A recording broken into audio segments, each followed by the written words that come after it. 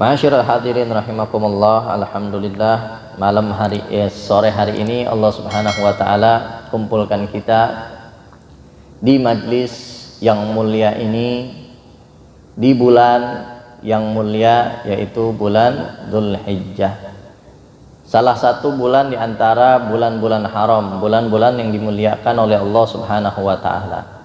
Sebagaimana Allah berfirman, "Inna iddatash syuhur indallahi 12 syahran fi kitabillah yaum khalaqas samawati wal ard minha arba'atu hurum dzalika dinul qayyim fala tadhlimu fihinna anfusakum." Allah berfirman, sesungguhnya jumlah bilangan bulan dalam satu tahun itu ada 12 bulan yang Allah Subhanahu wa taala sudah tetapkan ketika Allah ciptakan langit dan bumi. Dari bulan Muharram sampai bulan Dzulhijjah, minha arba'atu hurum. Di antara bulan-bulan tersebut ada 4 bulan haram, 4 bulan yang agung, 4 bulan yang mulia.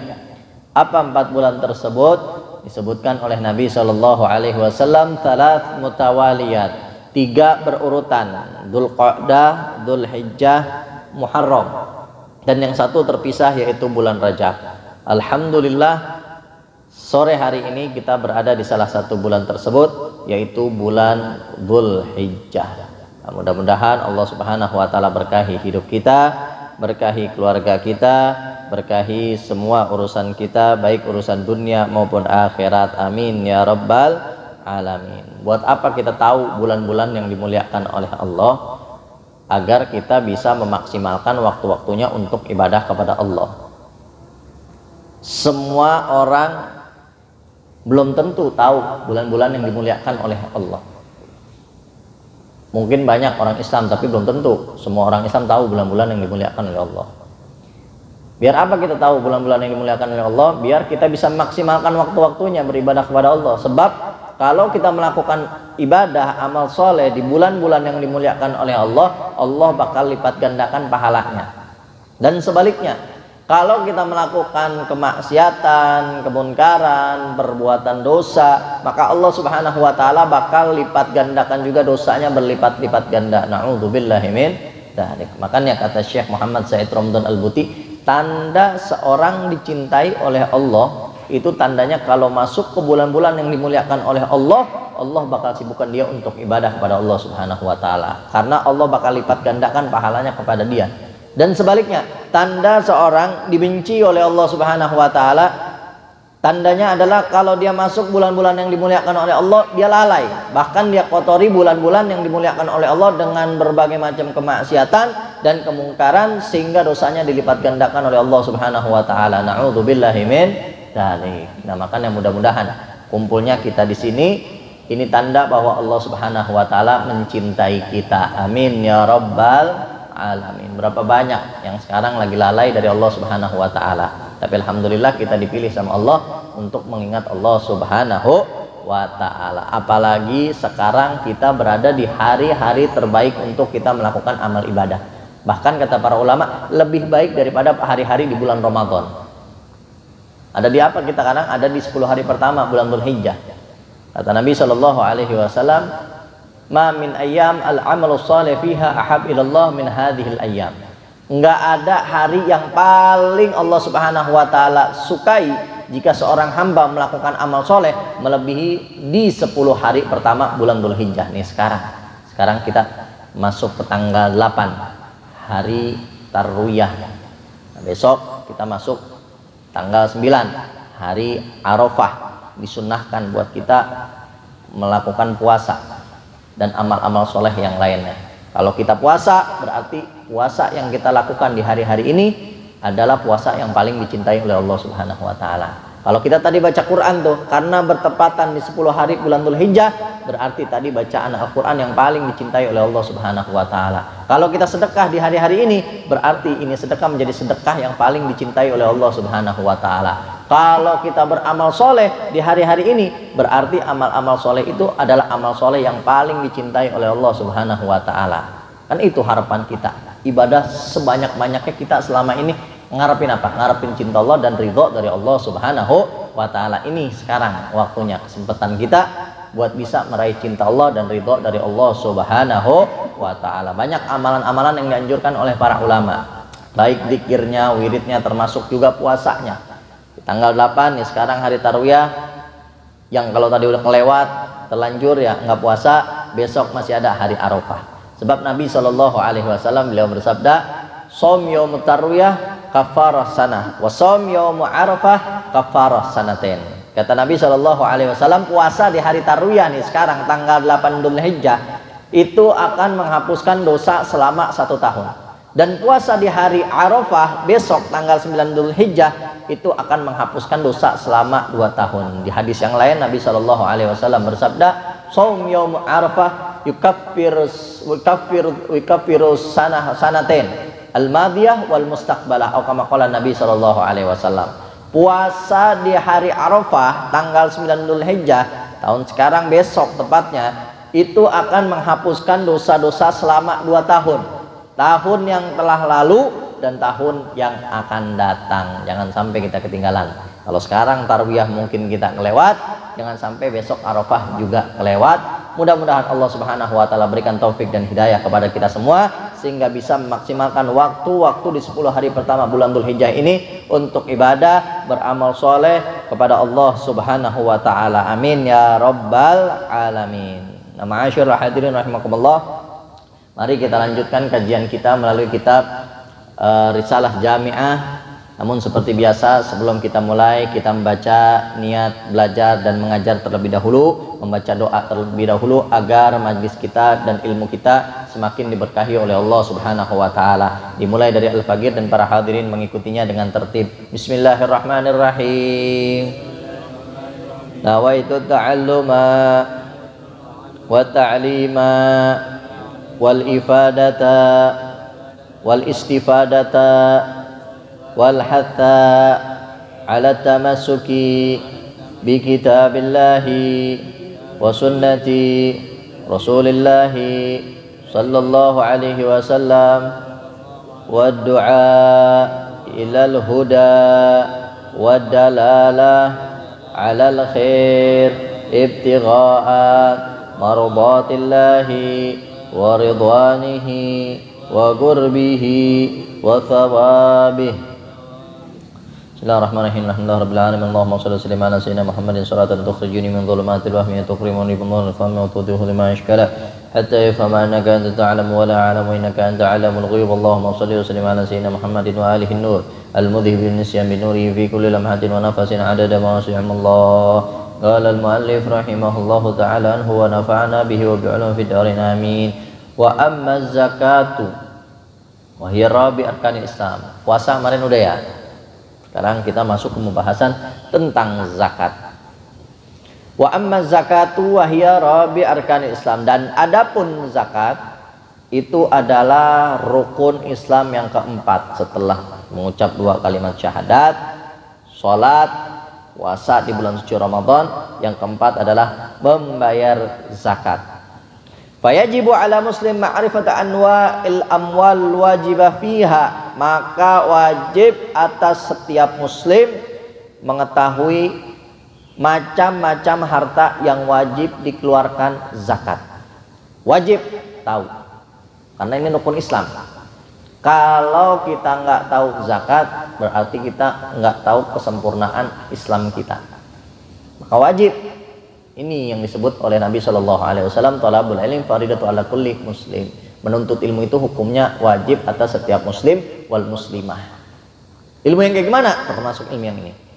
Karena kalau kita nggak tahu zakat, apa aja harta yang wajib dikeluarkan zakat, maka akhirnya nanti kita nggak mengeluarkan zakat, hingga akhirnya Islam kita nggak sempurna dan bakal diadab oleh Allah Subhanahu wa taala. Na'udzubillahi min dzalik. Makanya nih kumpulnya kita di sini alhamdulillah. Sore hari ini mendapatkan pahala wajib, apalagi kita kumpulnya di 10 hari pertama bulan Dzulhijjah, maka insya Allah pahalanya akan dilipat gandakan oleh Allah Subhanahu wa taala. Amin ya rabbal alamin. Wahia, harta-harta yang wajib dikeluarkan zakat adalah yang pertama an-na'amu, hewan ternak. Yang kedua naqdan, uang.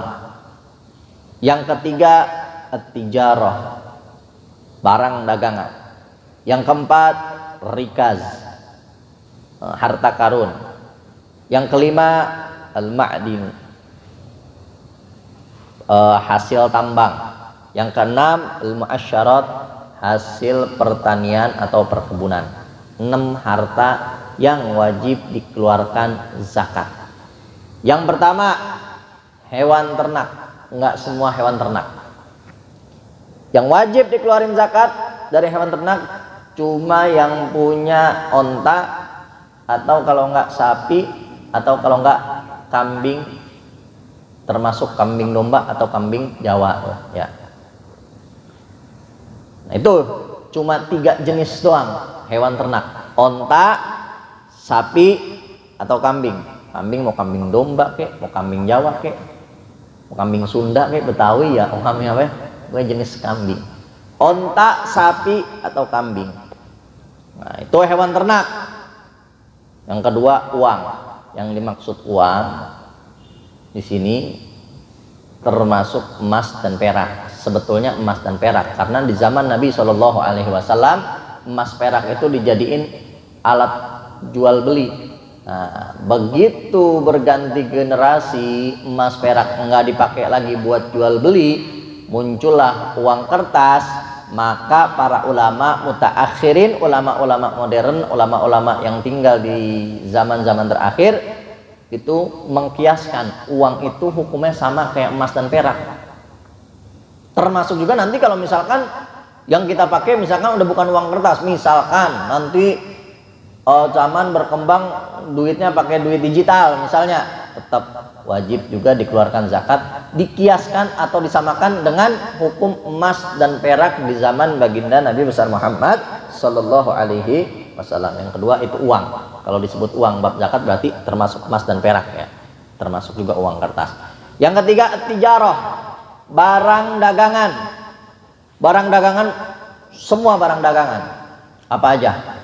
Misalkan dia dagang baju, atau dia dagang sembako, atau dia dagang parabotan, atau misalkan dia dagang motor, mobil, termasuk juga rumah, atau dagang apapun.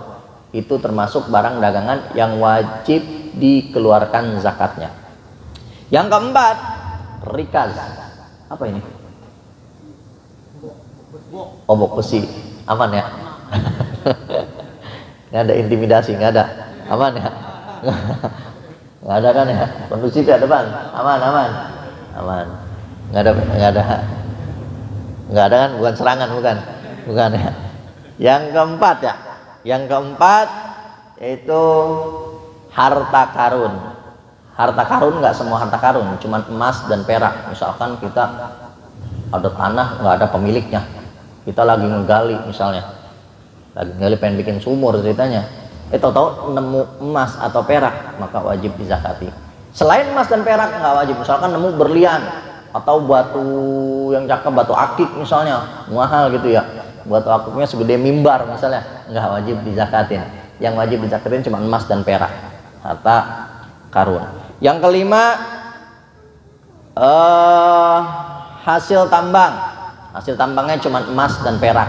Kalau misalkan bensin, timah misalkan, atau misalkan yang lain sebagainya, itu nggak wajib dizakati, cuma emas dan perak dari hasil tambang. Yang keenam, al-mu'asyarat. Yang keenam, al-mu'asyarat. Al-mu'asyarat itu pertanian atau perkebunan, dan nggak semua pertanian dan perkebunan. Pertaniannya cuma bahan pokok yang dimakan di daerah tersebut. Kalau yang kita makan beras, nasi, berarti orang yang punya beras, dia punya sawah, wajib mengeluarkan zakat. Kalau bahan perkebunan, kalau dari perkebunan itu cuma anggur dan korma. Jadi dari bahan perkebunan atau pertanian, harta perkebunan atau pertanian, yang wajib dikeluarkan zakat itu cuman kalau daerah kita beras, anggur, dan korma. Tapi kalau misalkan di daerah lain gitu, di Eropa, dia makannya gandum, makanan pokok dia, berarti yang punya gandum juga wajib mengeluarkan zakat, anggur dan korma. Jadi kalau di kita beras, anggur, dan korma. Itu 6. 6 harta yang wajib dikeluarkan zakatnya. Yang pertama hewan ternak, tadi udah dijelasin, onta, sapi, kambing. Yang kedua uang, emas, perak, dan uang kertas. Yang ketiga barang dagangan, apapun barang dagangannya. Yang keempat harta karun, cuman emas dan perak. Yang kelima hasil tambang, cuman emas dan perak. Yang keenam perkebunan atau pertanian, cuma bahan pokok, beras berarti di kita, korma dan anggur. Selebihnya orang punya kebun jeruk mau 100 hektar juga, banyak panennya, nggak wajib zakat. Punya semangka nggak wajib zakat. Punya manggis nggak wajib zakat. Punya buah-buah yang lain nggak wajib zakat. Yang wajib dizakatin kalau daerah kita karena makanan pokoknya beras, berarti beras, anggur, dan korma. Gitu doang. Itu yang keenam. Aman ya? Memang begitu. Nah, itu 6 harta yang wajib dikeluarkan zakatnya. Wajib kita tahu tuh. Kita mah bukan peternak ini. Kita mah kagak punya duit banyak ini. Kita mah bukan pedagang ini. Kita mah nggak bakal dapat harta karun. Kita mah nggak punya hasil tambang. Kita mah nggak punya sawah, nggak punya kebun. Jangan begitu. Ini ilmu, kita harus wajib tahu. Jangan begitu kita ngerasa putus asa. Bisa jadi gara-gara kita belajar bab zakat, kita jadi kaya raya. Amin. Amin. Kita punya hewan ternak, punya kandang kambing, kandang sapi, kandang onta, kita punya misalnya ribuan onta. Amin. Punya di Arab Saudi misalnya. Atau misalkan kita punya emas, punya perak, punya duit rekening banyak. Amin. Punya barang dagangan banyak, atau nemu harta karun emas perak banyak, atau punya hasil tambang emas perak, atau kita punya sawah berhektar-hektar, atau punya perkebunan korma atau anggur. Nah, bisa jadi gara-gara kita benar-benar sungguh-sungguh belajar bab zakat, insya Allah subhanahu wa ta'ala lancarkan rezeki kita. Amin ya rabbal alamin. Fala zakata fima siwa na'am sa'imah. Nah, ini masuk ke syarat-syaratnya. Tidak wajib dikeluarkan zakat bagi hewan ternak kecuali yang dikasih makan fikalain mubahin, dikasih makan secara cuma-cuma, nggak pakai bayar. Kadang-kadang kan ada peternak yang rumputnya beli jerami, beli ini, dia kasih makan buat kambingnya, dombanya, atau sapinya, atau mungkin onta dia punya, dia bayar makanannya. Nah, kalau dia kasih makannya itu dengan cara bayar, nggak wajib disakatin walaupun punya banyak. Tuh, Islam ringan banget sebetulnya bab zakat ini. Banyak orang yang nggak mau perhatian sama bab zakat. Kalau misalkan di ternaknya itu dikasih makannya rumput atau jerami atau makanan yang lainnya, itu di tempat makanan yang cuma-cuma nggak pakai bayar, itu baru wajib zakat. Nah, itu. Wa yushtartul haulaha, dan disyaratkan juga haul. Haul itu dimiliki selama 1 tahun. Misalkan dia punya awal Muharram, tanggal 1 Muharram sampai tahun depan di 1 Muharram, itu namanya haul. Dimiliki selama 1 tahun. Dia punya kambing, dimiliki selama 1 tahun. Dia punya, mau dia dikasih ke, beli ke, atau misalkan berburu dia dapat kambing itu ya. Dia miliki selama 1 tahun. Dia punya pas awal Muharram, 1 Muharram sampai 1 Muharram tahun depan, dia masih punya, wajib zakat. Wa kadzalika yushtaratu lin-nuqud wat tijarah, dan begitu juga disyaratkan bagi harta uang. Tadi uang berarti termasuk emas dan perak, dan juga barang dagangan. Jadi emas, perak, juga disyaratkan dimilikinya itu selama 1 tahun. Jadi hewan ternak, kalau udah hewan ternak udah nyambung tuh ya 3 tadi, onta, sapi, kambing. Hewan ternak, uang, kalau udah nyebut uang berarti termasuk emas dan perak. Berarti hewan ternak, uang, dan barang dagangan. Syaratnya itu kalau wajib keluar zakat, syarat yang pertama harus dimilikinya selama 1 tahun. Dia punya hewan ternak, atau dia punya emas, perak, atau uang di rekening misalnya, atau dia punya barang dagangan, dia milikinya selama 1 tahun, dari 1 Muharram sampai 1 Muharram tahun depan, maka wajib zakat. Jadi duit kita nih, duit kita yang sering zakat uang ya, zakat harta, kita punya itu duit selama 1 tahun, kita punya waktu punya tanggal 1 Muharram sampai Muharram tahun depan. Nah itu syarat yang pertama, harus dimiliki selama 1 tahun, haul namanya. Jadi hewan ternak, uang, emas dan perak, barang dagangan, syaratnya harus dimiliki selama 1 tahun. Kita punya nih duit, dapat sekarang misalnya warisan misalnya ya, atau kita habis usaha apa, tahu-tahu dapat duit, kita taruh rekening 1 Muharram sampai 1 Muharram tahun depan. Nah itu syarat pertama, harus dimiliki selama 1 tahun. Begitu juga hewan ternak, begitu juga barang dagangan kita. Wa yusyaratu fi hadhihi al-anwa' an-nisab aidan, dan disyaratkan di harta-harta yang diwajibkan zakat yaitu sampai nisab. Nisab itu batasan wajib mengeluarkan zakat. Jadi yang 3 tadi itu hewan ternak, uang, emas dan perak, barang dagangan, syarat pertamanya harus dimiliki selama 1 tahun. Yang 3 lagi enggak perlu selama 1 tahun dimilikinya. Dan 6 harta tadi yang tadi disebutin, ini semuanya harus syaratnya mencapai nisab. Nisab itu batasan minimal mengeluarkan zakat. Dia harus punya berapa sih baru ngeluarin zakat? Duit 1000 harus dijakatin apa enggak gitu misalnya. Gitu. Ya, kadang-kadang begitu. Kambing 1 biji bib wajib dikeluarin zakat apa kagak? Sapi 1 ekor bib wajib keluarin zakat apa kagak?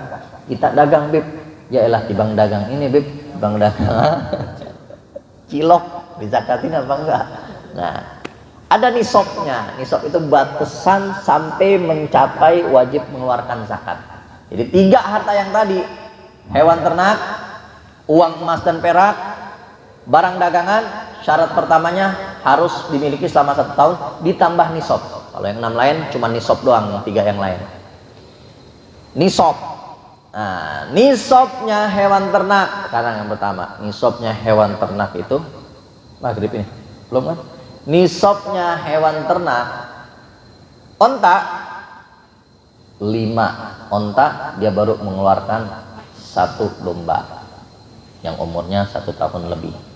Jadi kalau ada orang punya, ini kita nyebut minimalnya doang, soalnya kalau nanti berubah 10 mengeluarkan 2 domba, 15 ngeluarin lagi, nanti terus makin banyak beda-beda ngeluarin zakatnya. Kita ambil yang minimalnya aja. Untung-untung kita punya, sekarangnya belum punya soalnya. Jadi minimal aja kita patokin ya, minimal. Onta minimalnya nisabnya itu, nisab udah paham ya, nisab itu ya. Nisab itu batasan minimal kita wajib ngeluarin zakat. Jadi kalau anda nyebutin nisab itu udah pemahamannya. Nisabnya onta 5 ekor onta. Nah, 5 ekor onta. Kalau orang punya 5 ekor onta dan dimiliki 5 ekor onta itu selama 1 tahun, dia punya tanggal 1 Muharram sampai 1 Muharram tahun depan, dia wajib mengeluarkan zakat 1 kambing. Begitu. Sapi, kalau sapi berapa? Kalau sapi itu 30 ekor. Jadi misalkan ente punya peternakan sapi, amin, 40 ekor. Berarti udah sampai nisabnya. Tapi syarat kedua harus haul, dimilikinya selama 1 tahun. dimiliki dari awal Muharram dia punya 40 ekor. Sampai Muharram tahun depan 40 ekor. Maka wajib mengeluarkan zakat. Ya. Kemudian yang ketiga yaitu kambing atau domba. Kambing mau kambing domba atau kambing Jawa, ya. Kambing domba atau kambing Jawa. Itu nisabnya 40 ekor. Jadi kalau ada orang punya 40 kambing atau domba, dia miliki itu 40 ekor selama 1 tahun, karena syaratnya juga harus haul, maka wajib dia mengeluarkan zakat. Zakatnya 1 ekor kambing. Nah, itu yang pertama tuh, hewan ternak udah selesai ya, onta, sapi, kambing. Syaratnya harus haul dan sampai nisab. Nisabnya tadi udah masing-masing, onta 5, sapi 30, kambing 40, baru wajib mengeluarkan zakat. Kalau punyanya cuma 10 ya agak. Kalau punyanya kambing cuma 5 ekor enggak. Kalau kambing cuma 3 ekor enggak. Kalau punya 40 selama 1 tahun wajib mengeluarkan zakat. Bib, misalkan 40 bib, tapi baru 6 bulan dipotong 2 ekor jadi berkurang, enggak mengeluarkan zakat. Kadang-kadang begitu tuh, kadang-kadang diakal-akalin.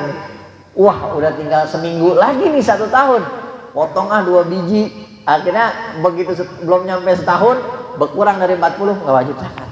Tuh. Itu hilah namanya. Itu hilah. Hilah itu namanya ngeles dalam agama. Ngeles dalam agama nanti jangan salahin kalau nanti di akhirat ditaruh di panci gede, pancinya dibakar kepanasan.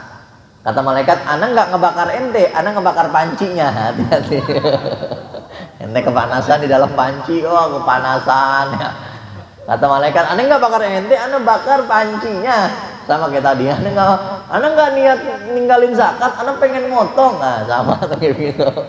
Ngeles dalam agama, ngeles. Tadi ngelesin juga di akhirat, biarin aja. Itu yang pertama, hewan ternak. Yang kedua, uang emas atau perak. Syarat yang pertama kan tadi harus dimiliki selama 1 tahun. Syarat yang kedua harus sampai nisab.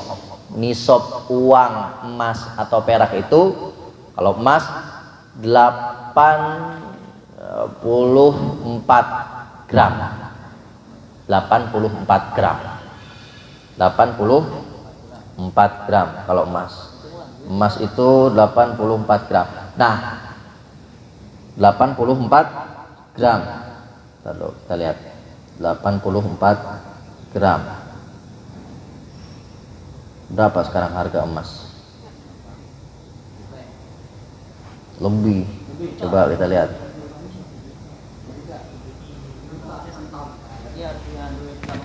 Juta lebih ya, juta lebih kadang-kadang ya. Juta dah sama temennya, nggak apa-apa ya. Harga temen dah sejuta. Lalu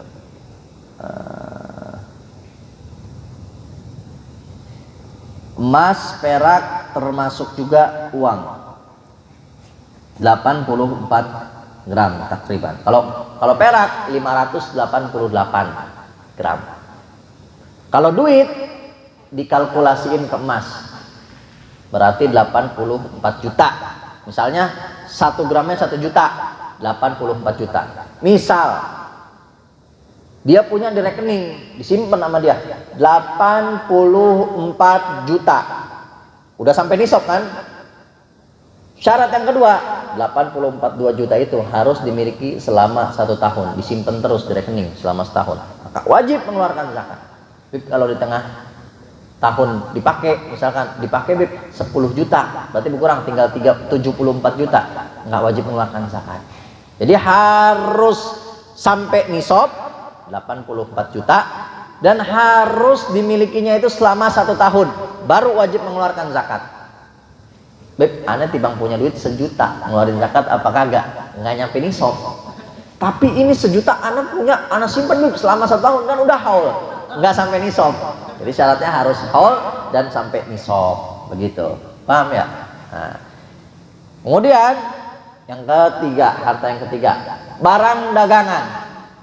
Barang dagangan harus dimiliki selama 1 tahun dan sampai nisab. Nisabnya berapa? Nisabnya sama kayak harga emas 84 gram. punya barang dagangan seharga 84 gram, 84 juta misalkan barang dagangan dia, wajib mengeluarkan zakat. Yang dihitung pas dimilikinya selama setahun, misalkan 1 Muharram tahun 2023 atau 1444 Hijriah, 1 Muharram 1444 Hijriah, dia punya barang dagangan dimiliki selama 1 tahun. Pas 1 Muharram 1445 dilihat, wah ini udah 84 juta nih barang dagangan aneh. Dihitungnya dari mana? Dihitungnya dari yang masih ada, keuntungan yang belum dipakai. Kalau keuntungan udah kita pakai, berarti itu nggak dihitung. Keuntungan yang udah dipakai tapi masih disimpan, sama utang-utang orang yang masih belum dibayar dari dagangan itu, dihitung semuanya, dikumpulin. Ini barang tinggal berapa ya? Oh, ini barang di toko masih ada 60 juta. Terus untung kita lihat, ini untung ada 20 juta, berarti 60 tambah 20 80 juta. Utang di orang-orang ada 4 juta dari dagangan ini, berarti sampai 84 juta. Wajib mengeluarkan zakat. Dihitungnya pas di hari haulnya, pas di hari 1 tahun setelah dia miliki, bukan pas awalnya. Misalkan dia awal modal tibang 1 juta, berkembang tuh, dia dagang selama tahun, berkembang sampai selama setahun. Dari dagangan itu dia lihat dagangan yang masih ada, untung yang masih ada, dan utang-utang orang yang belum bayar, dihitung, oh ternyata sampai 84 juta ini, wajib mengeluarkan zakat walaupun modal awalnya tibang 1 juta misalnya. Jadi yang dihitung itu pas haulnya, pas selama tahun, khusus barang dagangan. Kalau uang tadi enggak, dari awal sampai selama setahun harus 84 juta. Kalau hewan ternak begitu juga, enggak boleh kurang dari situ selama setahun. Tapi kalau barang dagangan, walaupun awalnya nggak nyampe nisab, dilihat akhirnya selama setahun sampai nisab apa enggak, begitu. Paham ya? Nah, paham dah kira-kira. Misalkan orang punya showroom mobil, dia beli mobil second, pertama kali dia beli 60 juta. 60 juta nih awal modal tahun, udah nyampe nisab apa belum? Belum, karena nisabnya 84 juta. Ternyata itu mobil dia beli, ada yang beli, dia beli lagi mobil yang lain yang harga 100 juta, laku lagi, dia beli 2 mobil yang harga 80 juta. Ternyata selama itu dia jual beli berbisnis, dihitung udah setahun nih, mulai dari awal Muharram, 1 Muharram, sekarang udah 1 Muharram lagi, dilihat yang dia punya, oh ini udah lebih dari 84, wajib mengeluarkan zakat walaupun modal awalnya belum sampai nisab, begitu. Itu yang ketiga, barang dagangan. Yang keempat, harta karun. Syaratnya itu harta karun di tanah yang nggak ada pemiliknya, lagi nggali tahu-tahu dapat emas 2 kilo, amin. Nah, nisabnya berapa? Kalau harta karun nggak pakai haul, syarat haul cuman tadi, hewan ternak, uang, emas, perak, barang dagangan. Kalau harta karun itu syaratnya emas atau perak yang ditemuin. Harta karun temuin emas sama perak doang, selain itu enggak. Wah ini mahal, ini barang prasasti, barang peninggalan orang zaman kuno, mahal ini. Walaupun keris misalnya, namanya keris yang mahal, enggak wajib zakat. Walaupun lebih dari nisab, harganya 300 juta, enggak wajib nisab. Karena yang wajib nisab cuman emas dan perak dari harta karun nemu, dan harus sampai nisab doang, enggak sampai haul. Nisabnya misalkan dia nyampe, nemu harta karun emas 100 gram, maka wajib saat itu langsung ngeluarin zakat.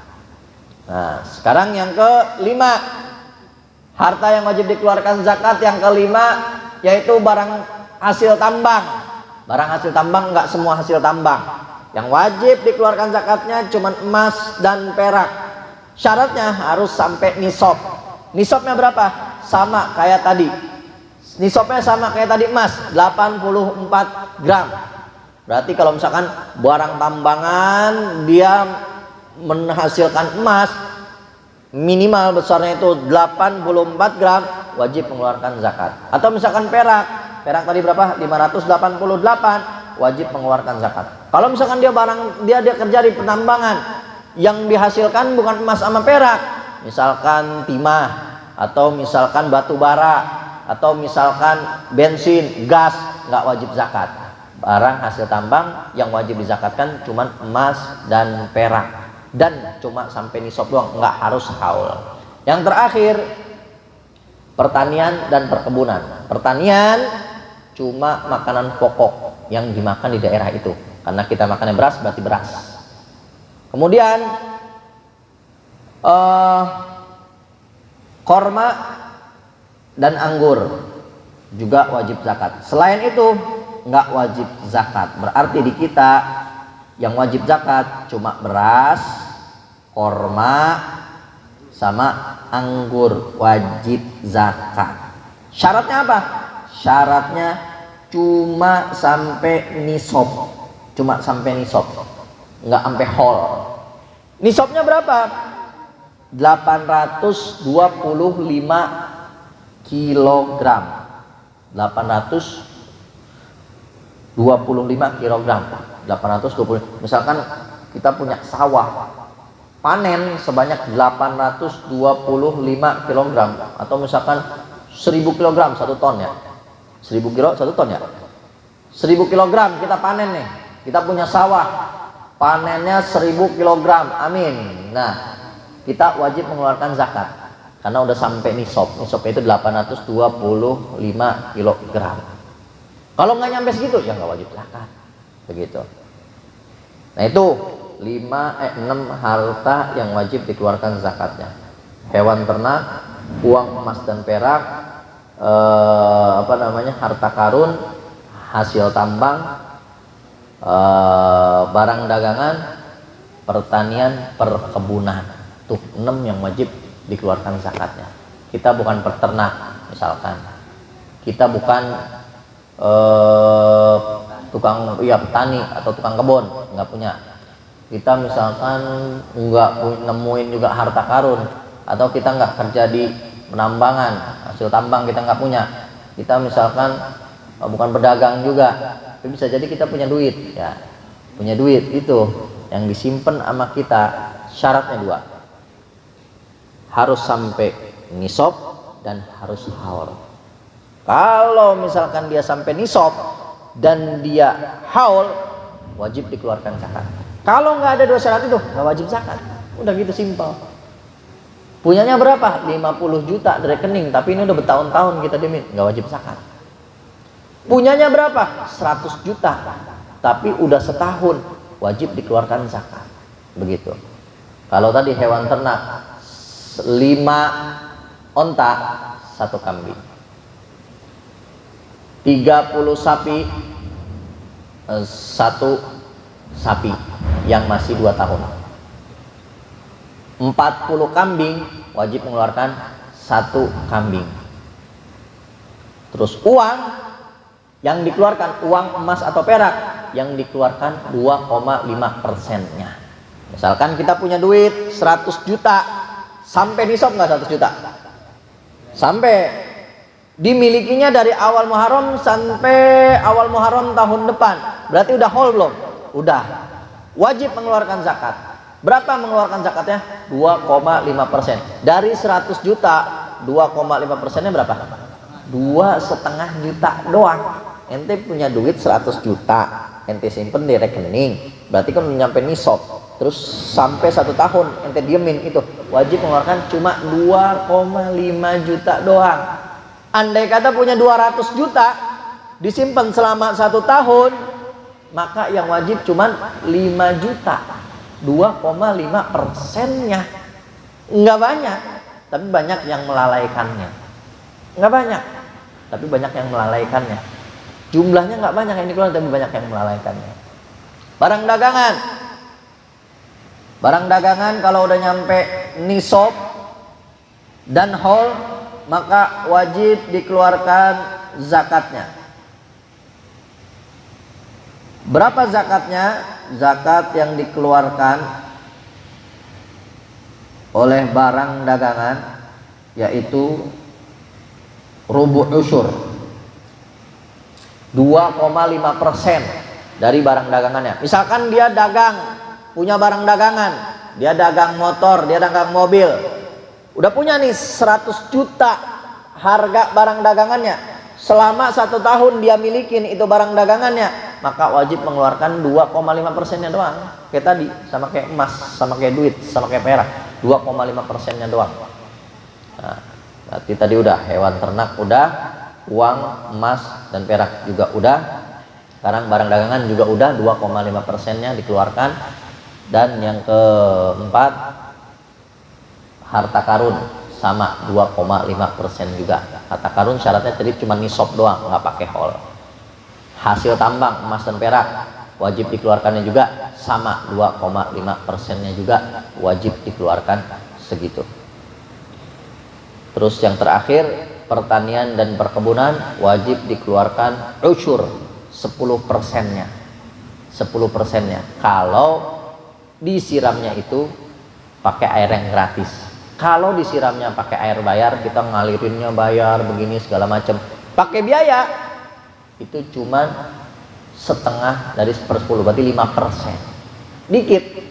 Punya beras 1000 ton, dikeluarinnya cuma 10%-nya 100 kilo doang, ya segitu doang, sedikit, 10%-nya doang dari 1000, dari segitu banyaknya. Apa nih maghrib? Nah itulah harta-harta yang wajib dikeluarkan zakatnya.